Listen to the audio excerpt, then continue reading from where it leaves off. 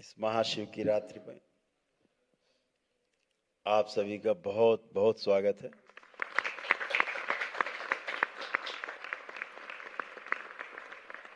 आप सभी लोग जो दरबार में ध्यान साधना के कार्यक्रम में भाग ले रहे हैं, भजन में, और जो लोग दूसरे माध्यम से अपने अपने मोबाइल पर देख पा रहे हैं दरबार को, उन सबको भी इस महाशिवरात्रि की बहुत बहुत शुभकामनाएं।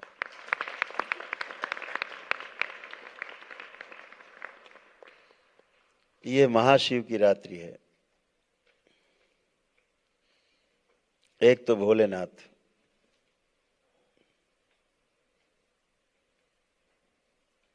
स्थूल में, फिर सूक्ष्म में शिव, फिर शिव से भी ऊपर महाशिव। तो ये महाशिवरात्रि है। इस महाशिव की रात्रि एक दिन आती है वर्ष में, 365 दिन में एक दिन।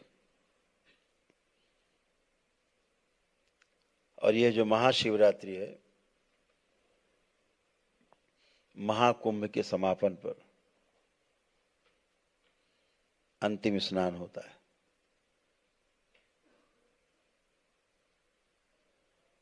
अनायास नहीं है सब कुछ। सब कुछ ग्रह गोल नक्षत्र के आधार पर है। अर्थात शरीर कैसे निरोगी रहेगा,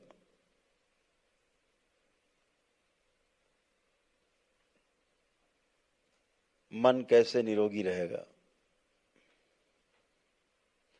जब तक मन निरोगी नहीं होगा, शरीर कभी निरोगी नहीं रह सकता। असंभव है, एकदम नामुमकिन। जब तक मानसिक अवस्था आपकी सही नहीं होगी, मस्तिष्क आपका स्वच्छ नहीं होगा, स्वस्थ नहीं होगा, तब तक शरीर कभी भी आपका पूरी तरह स्वस्थ नहीं रह सकता।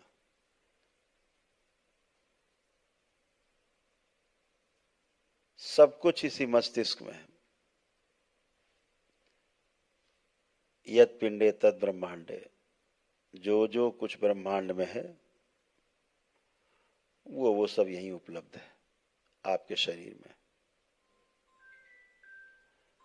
इस संसार में माटी से लेके पानी हो, आग हो, हवा हो, आकाश हो,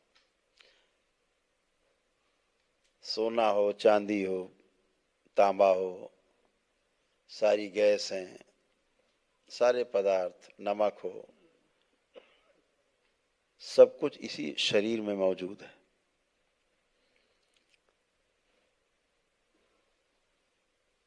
मनुष्य के शरीर में सब कुछ उपलब्ध है।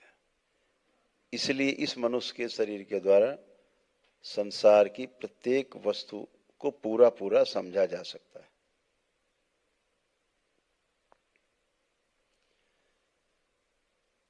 समझने के लिए धारणा बहुत आवश्यक है। ध्यान के लिए धारणा अति आवश्यक है। बिना मजबूत धारणा के आप ध्यान में कभी भी उतर नहीं सकते।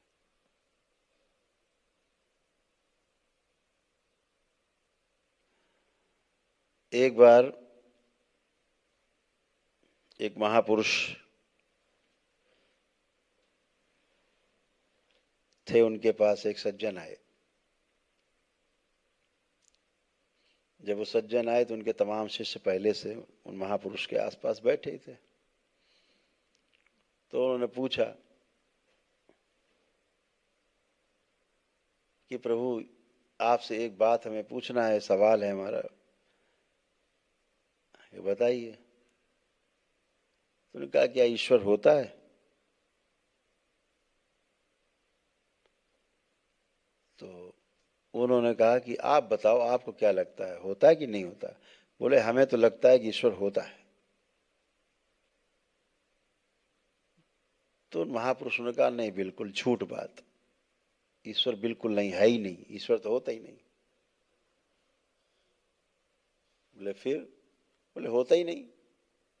बोले हम देखते हैं कैसे नहीं होता, भाई हम ढूंढेंगे। चले गए।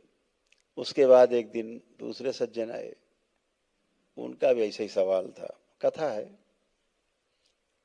कि प्रभु हम ध्यान साधना करते हैं, ठीक से हो नहीं पा रही, आपसे एक सवाल है, क्या ईश्वर वाकई में होता है? तो उन्होंने कहा कि तुम्हें क्या लगता है, ईश्वर होता है कि नहीं होता? उनका नहीं, हमें तो लगता है कि ईश्वर तो होता है नहीं, होता ही नहीं। बोले बिल्कुल गलत, ईश्वर तो है।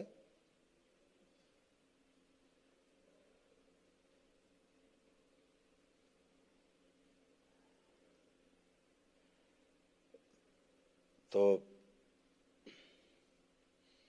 अब शिष्य और कंफ्यूज हो गए। जब एक आए तो उससे कहा ईश्वर होता नहीं, इससे कह रहे ईश्वर होता है। एक दिन एक तीसरे सज्जन आए, उन्होंने पूछा यही प्रश्न कि प्रभु हम जानना चाहते हैं ईश्वर होता है कि नहीं होता, हम आपसे सुनना चाहते हैं। बोले तुम्हारी कैसी राय है? बोले हम तो बड़ा कंफ्यूज है, पता नहीं, कभी लगता है कभी लगता नहीं है। तो महाराज जी उठे और अपना कुटिया के अंदर चले गए, कोई जवाब ही नहीं दिया। अब उनके शिष्य और कंफ्यूज, और ज्यादा भर गए प्रश्नों से। उसको बगैर जवाब दिए कुटिया अंदर चले आए, वो चला गया। अब शिष्यों ने घेर लिया उन्हें कि गुरुदेव अब ये बताओ, पहले आज तो सवाल ही हम लोगों के बड़े बड़े सवाल बन गए। एक को कह दिया ईश्वर है, दूसरे से कह दिया ईश्वर नहीं है, और तीसरे ने कहा तो आपने जवाब ही नहीं दिया कोई, ये क्या है? तो उन्होंने कहा देखो बात सुनो, बात धारणा की, हम तो धारणा तोड़ते हैं। पहले ने कहा, हमने पूछा उससे तुम्हें क्या लगता है, उसने कहा ईश्वर होता है। तो हमने तो मान के बैठ गया कि होता है, तो अब जानेगा ही नहीं, जानने का प्रयास ही नहीं करेगा। तो हमने उसे बता दिया नहीं होता है, तो उसकी धारणा तोड़ी हमने। दूसरे ने पूछा तो उसने बताया कि हाँ ईश्वर तो हमें लगता है कि नहीं होता है। तो हमने उससे कहा होता है, तो हमने उसकी वो धारणा तोड़ी। और तीसरा कंफ्यूज था है कि नहीं, तो हमने खुद ही ढूंढेगा है कि नहीं, खुद ही ढूंढे, धारणा बन जाएगी उसकी। तो धारणा मजबूत होनी चाहिए। धारणा अगर मजबूत रहती है तो ध्यान ठीक से होता है। जैसे आप सबकी धारणा है भोलेनाथ पे है, शिव पे है, बाबा पे है, माँ पे है, दरबार पे है, एक धारणा, दरबार के प्रति एक धारणा बन गई आपके अंदर, मजबूत धारणा कि हम मजबूत और सुरक्षित हाथों में, ये एक धारणा बन गई। दरबार जो रास्ता दिखाएगा वो सही ही होगा, ये धारणा मजबूत है, इसलिए आपका ध्यान सही होता है, इसलिए आप ध्यान साधना कर पाते हो। यही तो अद्भुत है। लेकिन मान लेना नहीं, ईश्वर मानने की वस्तु नहीं, ईश्वर जानने की वस्तु है।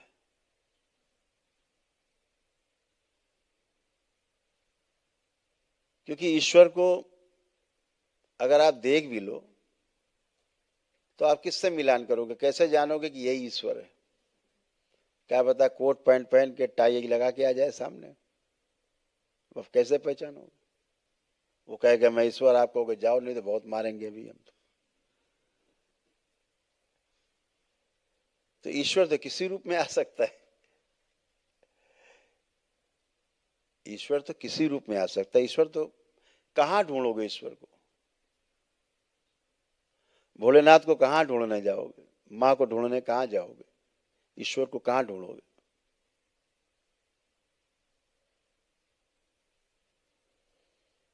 एक बार एक महापुरुष थे, तो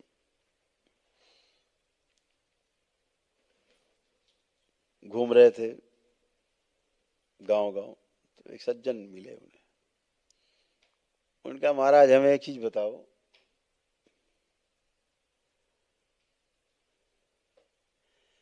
ईश्वर कैसे मिलेगा? तुम्हें कैसे मिलेगा मतलब? ईश्वर कोई दुकान उकान पर रहता है, कोई मोहल्ले में रहता है?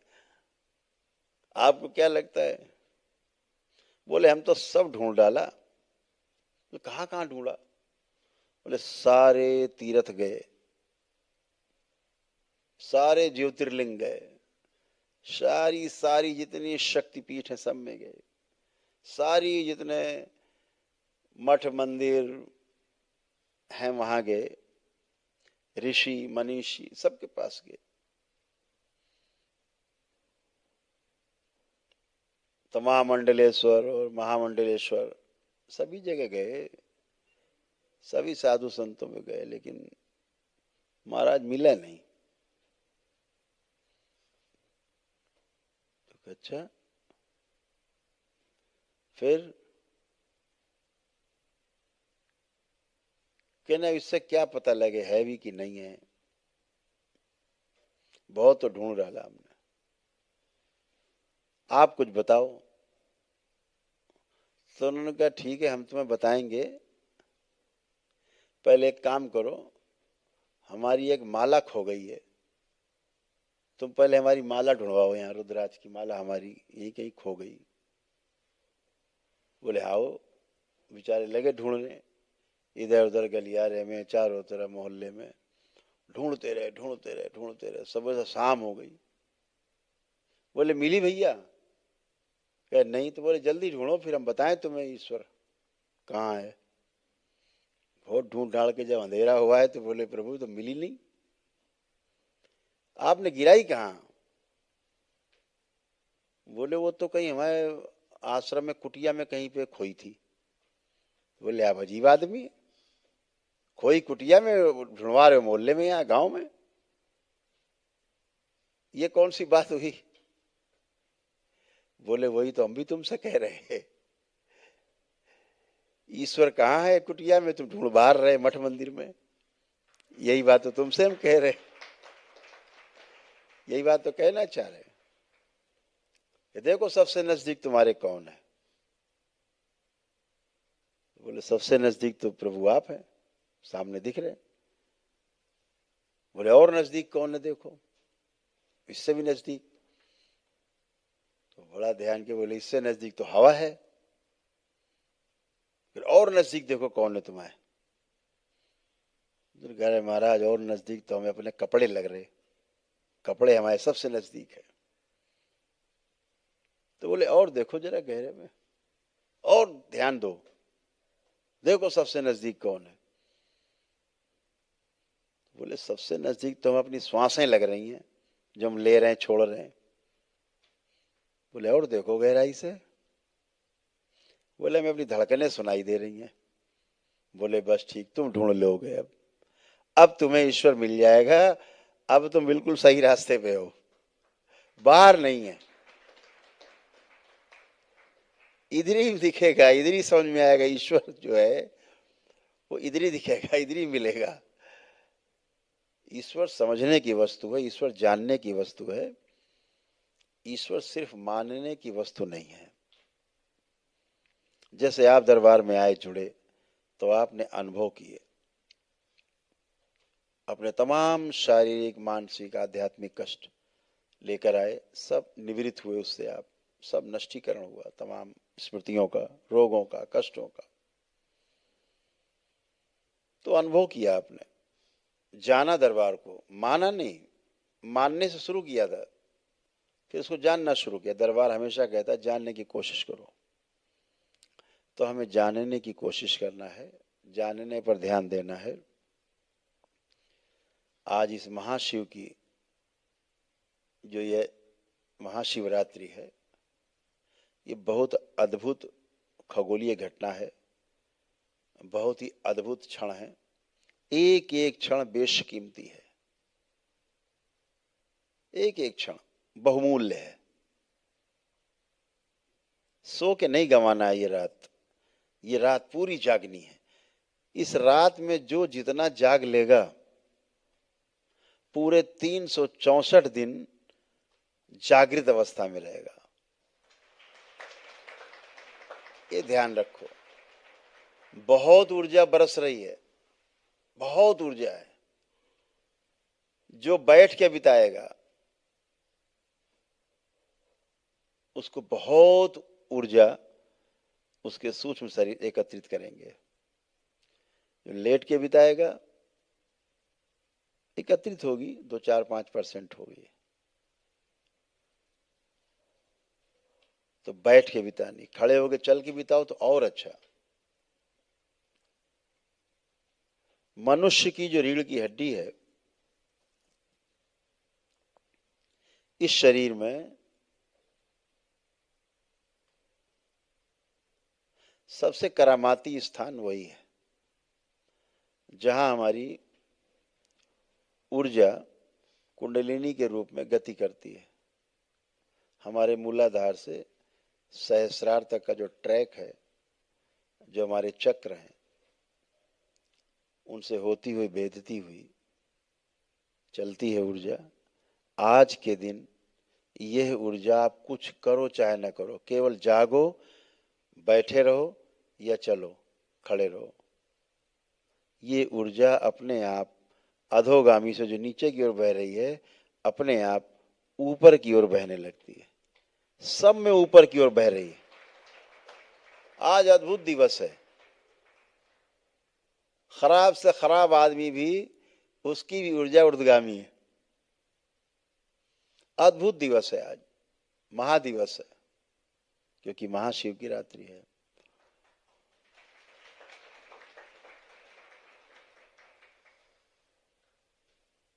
इस संसार में मनुष्य शरीर धारण करते हैं हम लोग,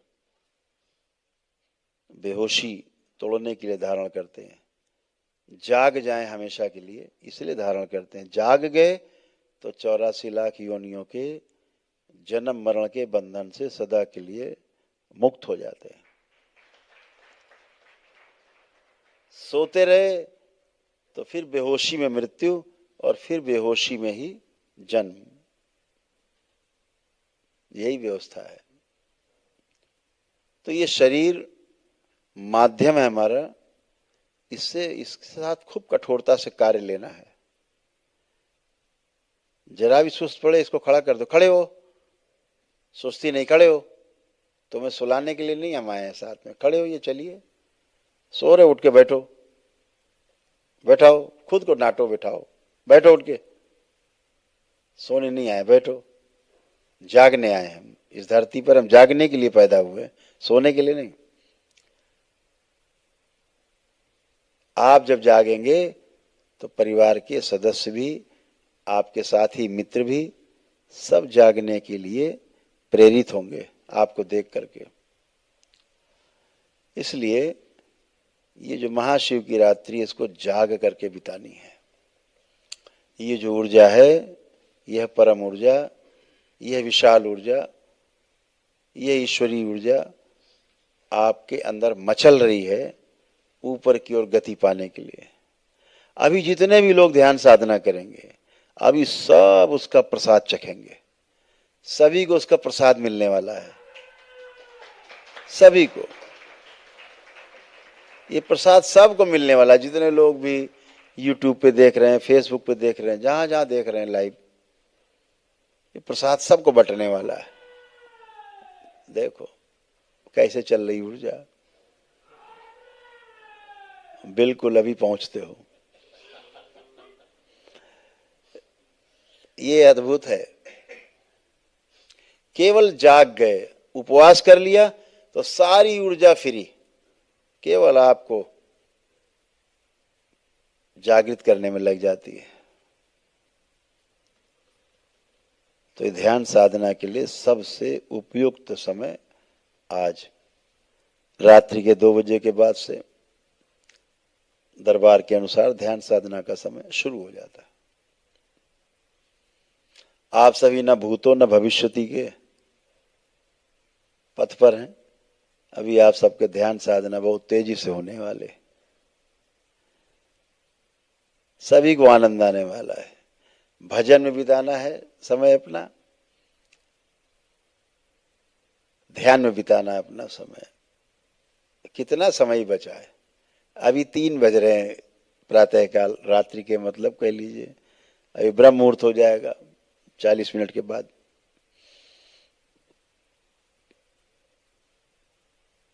अभी रुद्राभिषेक फिर शुरू हो जाएगा यहाँ।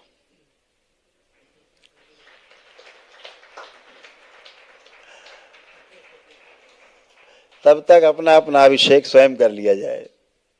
जैसे शिव का अभिषेक करते हैं, माँ का करते हैं, अब आज अपना अभिषेक करना है सबको। तो अविरल धारा जो है मचल रही है अंदर, आपको यात्रा कराने के लिए ब्रह्मांड की। आज उसका स्वाद चखना है आपको। तो जो महाशिवरात्रि है, हमारे महापुरुषों ने इसके बारे में बहुत बहुत कुछ कहा है। तमाम प्रकारांतर से अलग अलग किस्से कहानी हैं। किस्से कहानी तर्क हैं, तर्क के द्वारा समझने के लिए हैं। तो समझने के लिए हम तर्क का सदुपयोग करते हैं।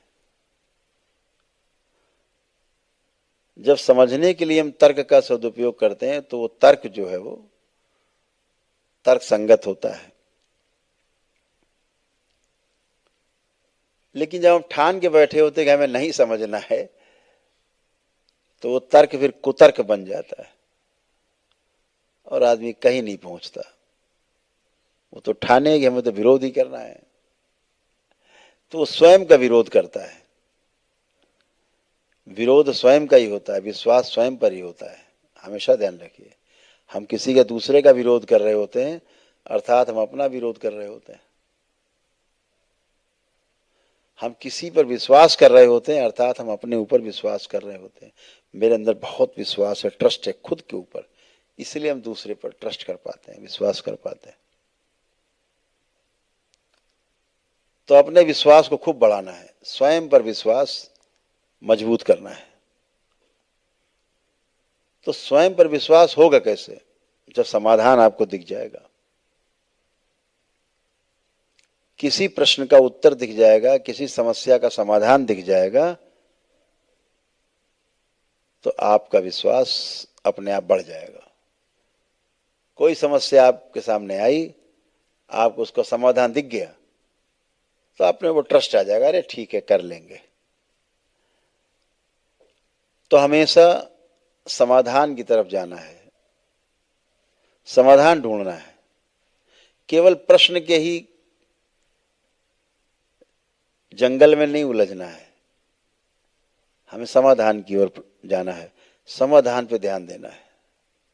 और जैसे हमें समाधान होता है, हमारे को समाधान मिलता है, फिर हम परिवार की ओर ध्यान दे पाते हैं। सबसे पहला जो हमारा विश्वास जब जमता है अपने ऊपर, तो हमारा सबसे पहला ध्यान अपने परिवार पर जाता है।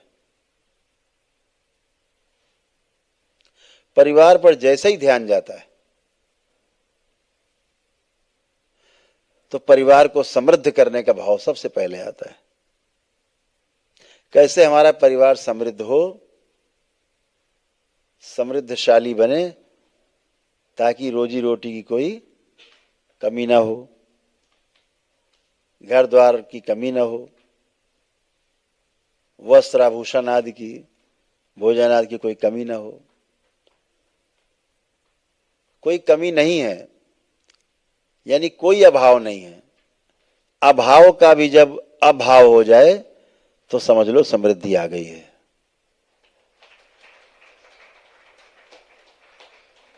समृद्धि का, प्रॉस्पेरिटी का अर्थ ये नहीं है कि इतनी संपत्ति हो जाए कि आपको पता ही ना हो कि कितनी संपत्ति हमारे पास है। समृद्धि का ये अर्थ कदापि नहीं है, ये है दरिद्रता है, स्वयं पर विश्वास नहीं है। इसलिए बहुत सामान इकट्ठे करने की जद्दोजहद है। ये स्वयं पर विश्वास को कम दिखाता है। स्वयं के लिए अगर केवल अकेले के लिए कोई व्यक्ति इतना प्रयासरत है, इतना इकट्ठा करना चाहता है कि इसकी 700 पुश्तें भी खाती रहें, तो समझो इसको अपने ऊपर विश्वास नहीं है।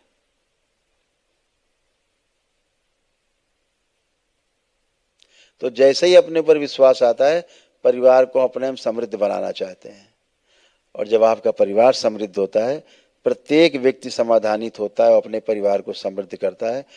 ऐसे तमाम समृद्ध परिवार मिलकर के एक समाज बनता है, और जब ऐसा समाज बनता है जिसको कोई कमी नहीं है, तो वहां अभय आता है। सबसे पहले अभय आता है, कोई भय नहीं, किसी को किसी से भय नहीं। ऐसा अभय जब समाज में आता है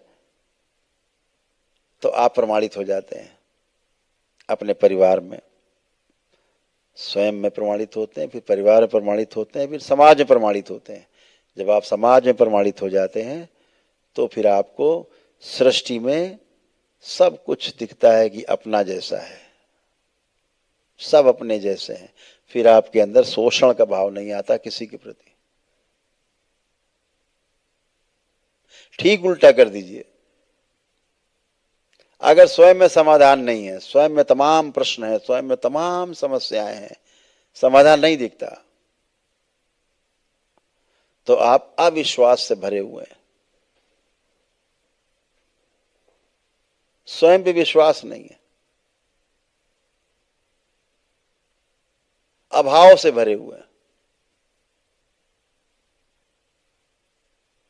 और चाहिए और चाहिए और चाहिए, सब कुछ चाहिए, सब कुछ, सब टोटल सब चाहिए, सबका मेरे पास आ जाए, ऐसा भाव।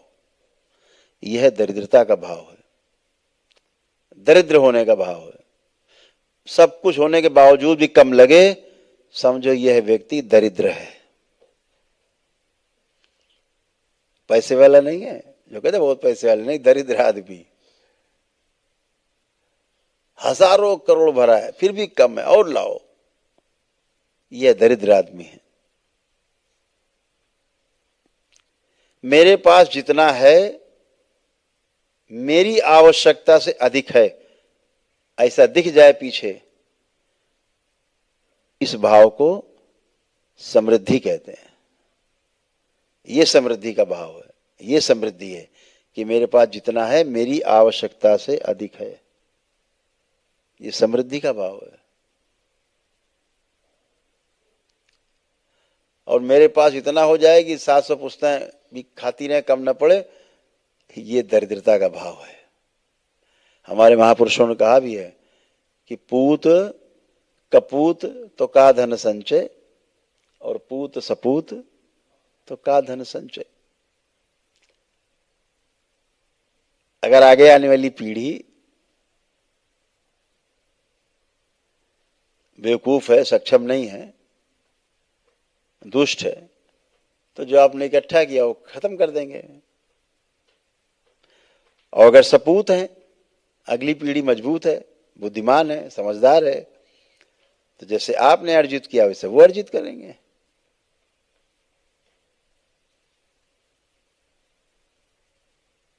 महापुरुषों ने सब कुछ कह डाला, अनुभव के आधार पर कहा।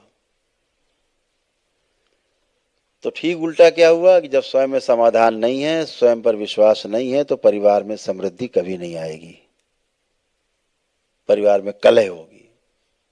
ऐसा आपका टूटा फूटा परिवार, ऐसे तमाम टूटे फूटे परिवार मिलकर के जब समाज बनेगा तो सब में अभाव रहेगा, सब एक दूसरे का लूटने की कोशिश करेंगे, तो भय बना रहेगा पूरे समाज में। और समाज में भय रहेगा तो आपके अंदर शोषण का भाव रहेगा, आप सिर्फ शोषण कर सकते हैं, फिर पोषण का भाव नहीं रहेगा। इसलिए स्वयं पर विश्वास होना बहुत आवश्यक है।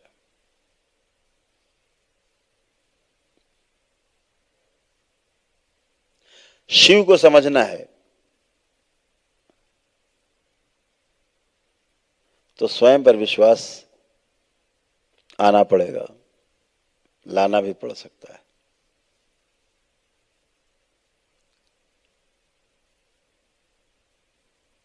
और कोई रास्ता नहीं शिव को समझने के लिए।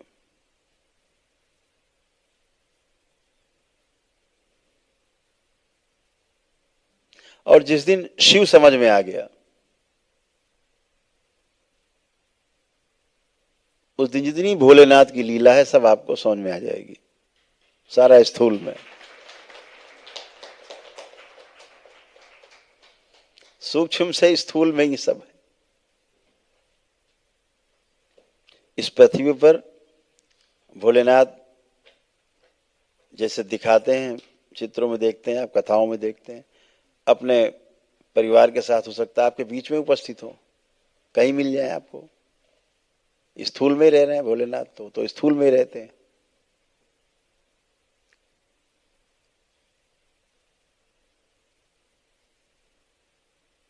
लेकिन शिव को समझने के लिए स्वयं पर विश्वास पैदा करना होगा। तो आपको इस दो पूरा बताया कि कैसे आप विश्वास पैदा कर सकते हो।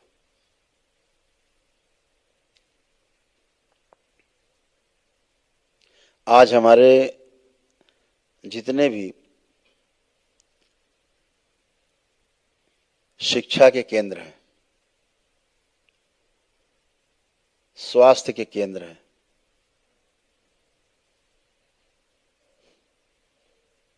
न्याय के केंद्र हैं, ये सब पहले पूरी तरह से मुफ्त थे, फ्री थे, फ्री ऑफ कॉस्ट थे, सेवा के क्षेत्र थे ये। आज ये क्षेत्र मेवा के क्षेत्र बने हुए हैं, हर आदमी की पहुंच से बाहर है।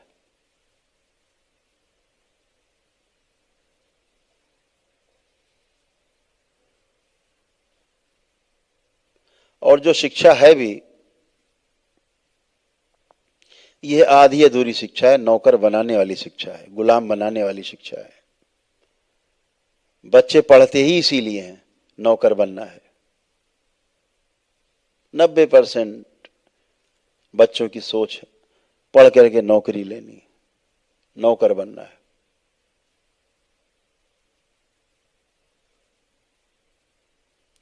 अगर आप पूछो बच्चे से नौकर बनना चाहते हो कि मालिक, तो जवाब आएगा कि मालिक बनना चाहते हैं।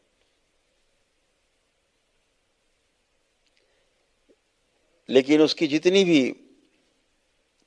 क्रियाएं होंगी वो नौकर बनने की ओर, सारे काम उसके नौकर बनने की ओर।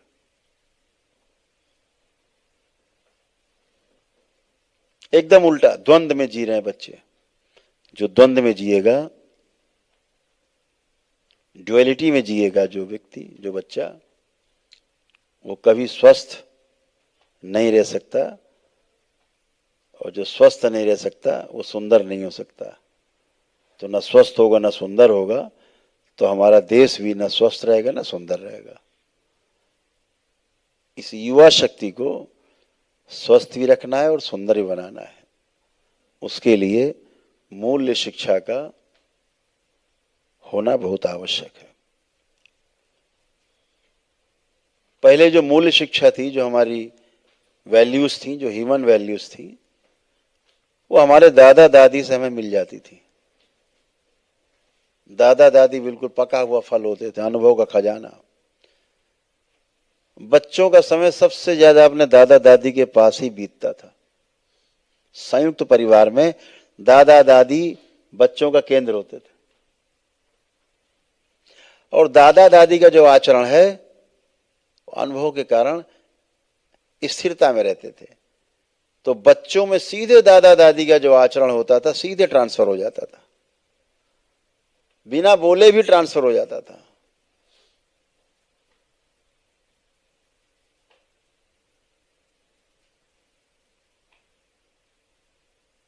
मूल्य शिक्षा हमारे घर में उपलब्ध थी। और पहले गुरुकुल थे, गुरुकुल में बच्चे भेजे जाते थे, ब्रह्मचर्य आश्रम कहा जाता था। 25 वर्ष तक वहां उनकी पढ़ाई लिखाई होती थी। बौद्धिक विकास के साथ साथ आत्मिक विकास भी किया जाता था। भविष्य में गृहस्थ आश्रम के बारे में, वानप्रस्थ के बारे में, सन्यास के बारे में भी शिक्षा दीक्षा दी जाती थी, मूल्य शिक्षा दी जाती थी। कैसे जीना है, कैसे व्यवहार करना है लोगों के साथ। अभी व्यवहार कैसे करना है बच्चों को नहीं पता। 20 साल की उम्र तक बच्चे किताब में फंसे रहते हैं।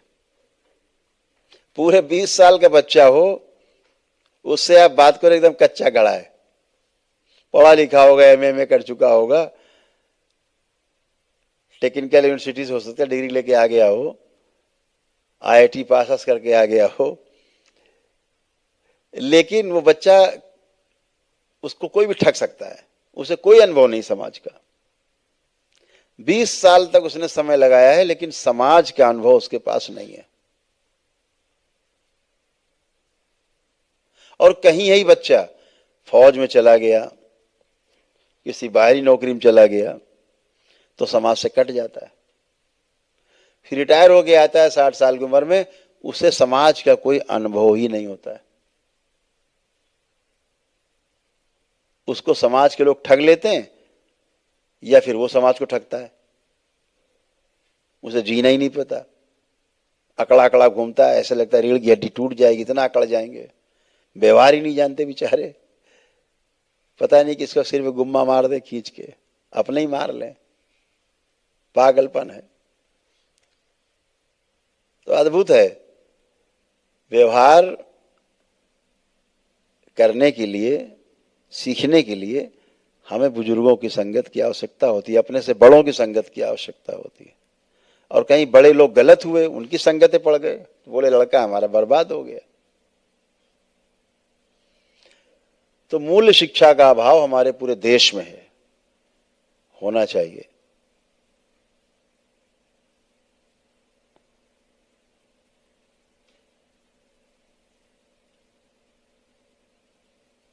पेड़ पौधों से हमारा क्या संबंध है, किस वृक्ष से, किस पौधे से हमारा क्या संबंध है, किस पशु से, किस पक्षी से हमारा क्या संबंध है, धरती में कौन कौन सी ऐसी चीजें जिनसे हमारा सीधा संबंध है, ये समझना होगा। जैसे ही आप समझ लेते हैं, उससे आपको प्रेम हो जाता है, स्नेह हो जाता है, फिर आप उसका शोषण नहीं करते, उसे आप बर्बाद नहीं करते। आप जानते हैं कि पीपल का वृक्ष, बरगद का वृक्ष सबसे ज्यादा ऑक्सीजन उत्सर्जित करता है। तो आपके अंदर भय रहता, आप पीपल का पेड़ नहीं काटते, आप बरगद का पेड़ नहीं काटते। हमारे लिए है, सुरक्षा के लिए, बहुत ऑक्सीजन देता है, सबको पता है, नहीं काटते। तो जिससे हमें हमारा संबंध दिख जाता है, हम उसका पोषण करते हैं, शोषण का भाव ही नहीं आता।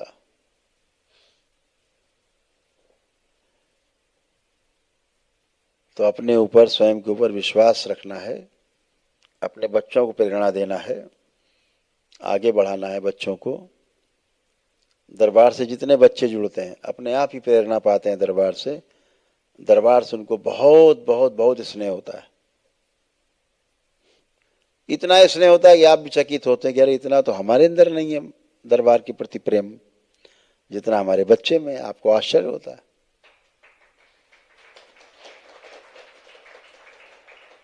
क्योंकि वो सीखने की उम्र में है, बच्चा सीखना चाहता है। स्मृतियां सीखने नहीं देती, स्मृतियां जब नष्ट हो जाती हैं तो बच्चा सीखने की तरफ अग्रसर होता है, हर चीज जानने के लिए अग्रसर होता है।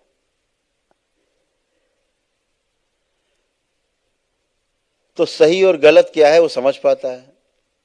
जब सही और गलत ऊर्जा के बारे में समझ पाते हैं, तो फिर हम सही और गलत को समझ करके सही ऊर्जा से जुड़ाव करते हैं, और सही ऊर्जा से जुड़ करके हम अपने अंदर जो हमारा विश्वास है उसको और बढ़ा लेते हैं, और बड़ा कर लेते हैं। जितना हमारा स्वयं के प्रति विश्वास बढ़ता जाता है, जितना समाधान हमको नजदीक दिखता जाता है, जितना हम समाधानित होते जाते हैं, जितनी जल्दी हम समाधि को प्राप्त हो जाते हैं, इच्छा विचार आशाएं शून्य हो जाती हैं। और इच्छा विचार आशाओं के शून्य होते ही एक द्वार खुलता है। वो द्वार वापसी का द्वार है। जिधर से आए थे उधर वापस जाने का द्वार है। अपने महास्रोत का द्वार खुलता है, अपने महास्रोत का रास्ता दिखता है वापसी का। और हम वापसी कर पाते हैं। जितना विश्वास बढ़ता जाता है, जब इच्छा विचार आशाओं से हम शून्य हो जाते हैं तो तेजी से गति करते हैं। जब आप ध्यान साधना करते हैं, दरबार आपको भूतकाल से और भविष्य तोड़ देता है, आपको वर्तमान में रखता है और आपको यात्रा कराता है ब्रह्मांड की। अभी आप सब वही यात्रा करने वाले हैं